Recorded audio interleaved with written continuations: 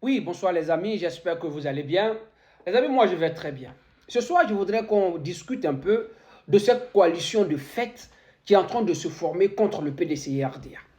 Est-ce que les gens redoutent que le PDC-RDA, qui est en train de monter en puissance, vienne au pouvoir très bientôt, que ce soit le RHDP, le PPACI ou même le GPS, qui est un non-parti politique en Côte d'Ivoire, se sont mis en coalition partielle, circonstancielle, pour attaquer le PDC-RDA et son président.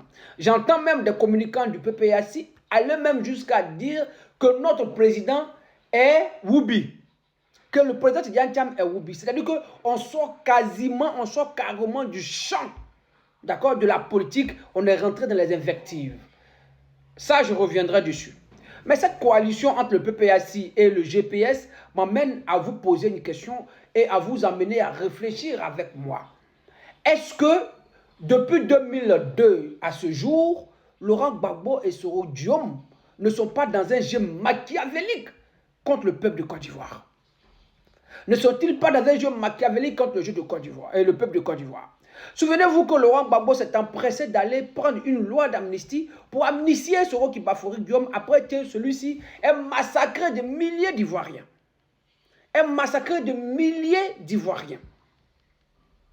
Il n'a pas demandé son avis au peuple de Côte d'Ivoire. Pas une loi, par exemple, un référendum pour demander à ce peuple-là est-ce que le peuple souhaitait. Mais très vite, on allait amnistier Soro Kibafori Guillaume. Et on a entendu aussi M. Charles Blé Goudé, qui était dans les entrailles du pouvoir de M. Laurent Gbagbo, dire qu'il a été convoqué par la femme actuelle de Laurent Gbagbo, qui était sa femme quand il était au pouvoir, sa deuxième femme.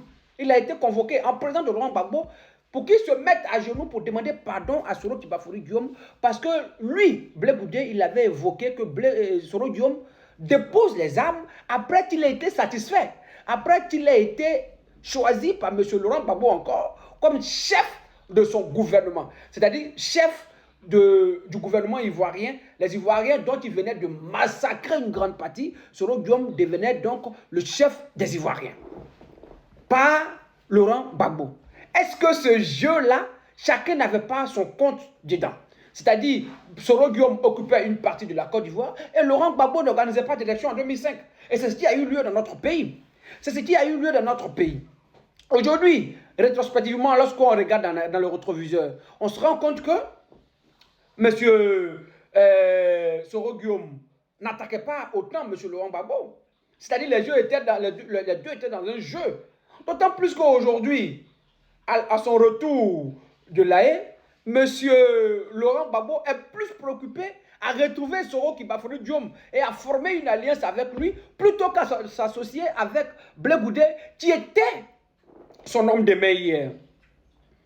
Sinon, on se pose la question aujourd'hui, pourquoi est-ce que Laurent Gbagbo veut coûte que coûte que Soro Guillaume, qui est poursuivi par l'État de Côte d'Ivoire pour atteinte à la sûreté de l'État, pour coup d'État? On a vu les audios de Soro Kibafori Guillaume. Pourquoi est-ce que Laurent Gbagbo veut coûte que Soro Guillaume vienne à Abidjan pour qu'il s'allie avec lui, alors que même Blé Goudé qui est Abidjan avec lui, qui demande à le voir, qui allait même voir tous les chefs BT pour qu'on puisse demander pardon à Laurent Gbagbo pour qu'il puisse le voir. Laurent Gbagbo ne veut pas sentir Blé Goudé, mais il est plutôt apte à s'associer avec celui qui est censé avoir détruit son pouvoir et tué une grande partie des Ivoiriens pendant que lui, Laurent Gbagbo, il était aux responsabilités.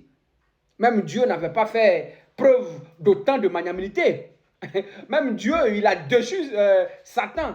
L'ange Lucifer, il a déchu lorsque celui-ci voulait disputer son pouvoir. Mais Laurent Gbagbo, lui, il est quel miséricordieux pour pouvoir faire cela. Sous nos yeux, nous voyons cela. Donc tout cela nous amène à nous poser la question. Cet acharnement des communicants du PPACI sur le président Tidjane Thiam, ça nous rappelle aussi quelque chose que même Laurent Gbagbo lui-même avait fait contre le président Félix Houphouët-Boigny. Rappelez-vous que le président Félix Houphouët-Boigny, vieillard qu'il était, Laurent Gbagbo envoyait ses troupes pour aller crier dans la rue: Oufoué voleur, Oufoué voleur. Et cela même, d'autres personnes disent que cela même a participé en grande partie à la disparition du vieux.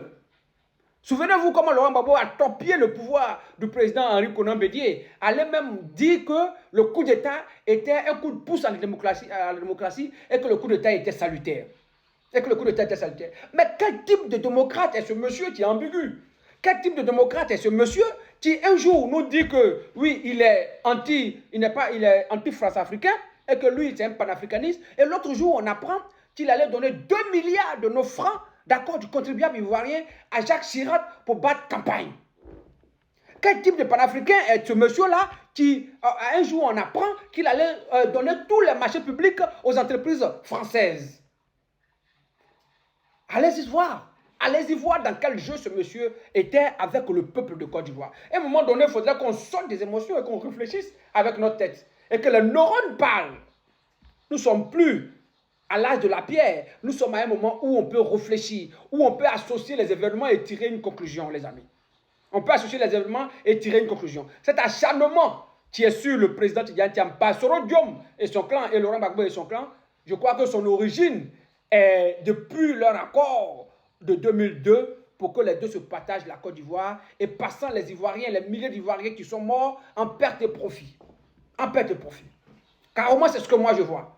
Carrément, c'est ce que moi je vois. Parce que jusqu'à présent, ce que Blé Goudé a dit concernant le fait qu'on lui a demandé de demander pardon à Soro Kibafori Diom pour lui avoir demandé de déposer les armes, ni M.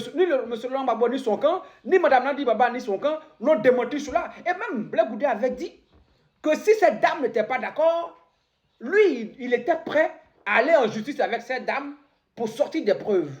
Mais elle n'a rien dit. Donc ça veut dire que par ricochet, ça sous-entend que ce qu'elle a dit est purement et simplement vrai.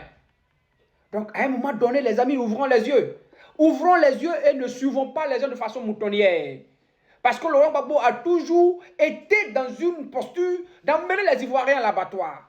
Souvenez-vous, très récemment, en 2025, avant les élections présidentielles, il avait dit que 4 mandats, il n'y aura jamais en Côte d'Ivoire. Que oui, lui, il s'opposerait à tous 4 mandats.